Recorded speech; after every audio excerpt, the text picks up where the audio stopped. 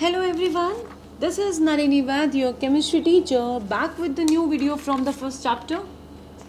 That is some basic concepts of chemistry. In this video, we will study the 5 laws of chemical combination. Let us start. इन laws में हम लोग ये पढ़ेंगे कि chemical reactions कैसे अकर होती हैं, केमिकल्स कैसे कंबाइन करते हैं. बेसिकली ये जो लॉज हैं ये हम एक बेसिक आइडिया देंगे कि किस तरह से हमारे केमिकल्स कंबाइन होकर रिएक्शन करते हैं. Let us start. The very first law is the law of conservation of mass. The law was given by Antony Lavoisier in the year 1789. और इस लॉ में हम लोग ये पढ़ेंगे that matter can neither be created nor destroyed. मतलब एक chemical reaction के दौरान आप केमिकल रिएक्शन मान लीजिए यू हैव एक केमिकल रिएक्शन है A प्लस बी. एक केमिकल रिएक्शन के दौरान, एक फिजिकल या केमिकल चेंज के दौरान जो रिएक्टिंग स्पीशीज का मास होगा, अगर हम उसका सम करेंगे वही मास होगा हमारे पास जो उसका प्रोडक्ट होगा. That is during a chemical reaction there is no change in the mass of the reacting and the product, reacting species and the product.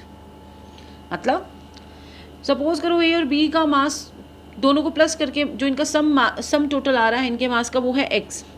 तो ये जो C हमारा प्रोडक्ट है इसका मास भी अराउंड x ही होगा. x का थोड़ा सा ऊपर नीचे हो सकता है पॉइंट्स में, लेकिन ऑलमोस्ट सेम ही रहेगा. In simple terms we can say that एक केमिकल या फिजिकल रिएक्शन के दौरान जो टोटल मास होता है किसका, हमारी रिएक्टिंग स्पीशीज का एंड प्रोडक्ट्स का, वो कांस्टेंट ही रहता है.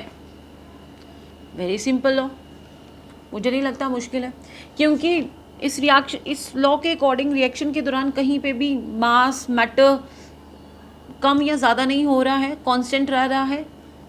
इसीलिए वो ये बोल रहा है कि this law is also aimed at the conservation of mass. That is matter ना तो हम लोग यहाँ से निकाल रहे हैं ना यहाँ पे ऐड कर पा रहे हैं.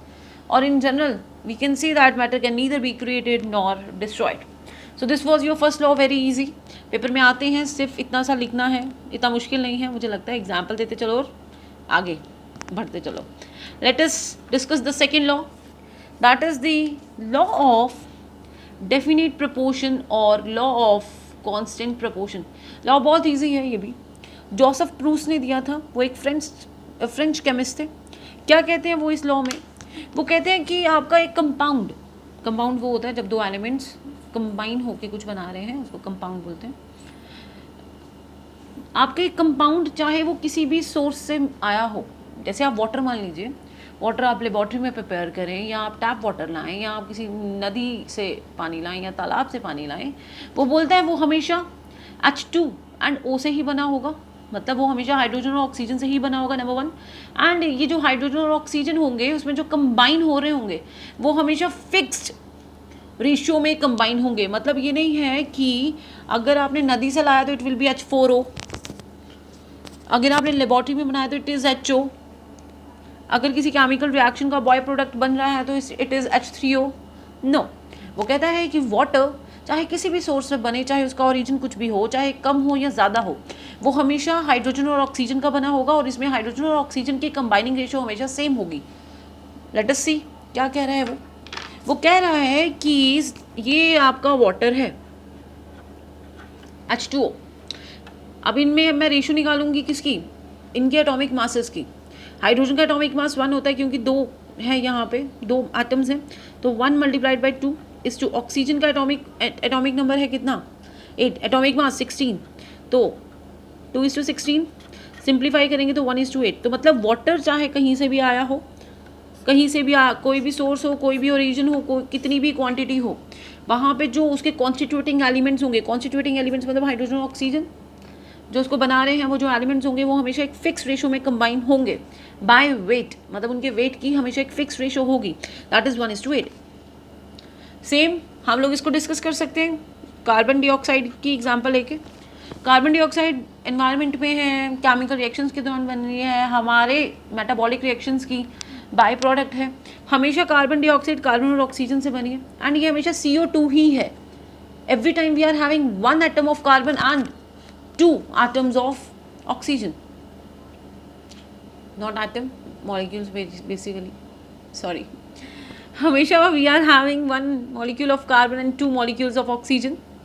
कार्बन मास देखेंगे कितना, एटॉमिक नंबर 6, डबल कर लीजिए 12 is to oxygen atomic mass what 16 multiplied by 2, क्योंकि 2 हैं तो it will be 12 is two कितना भैया 32, 4 3 ज़ा 12, 4 8 ज़ा.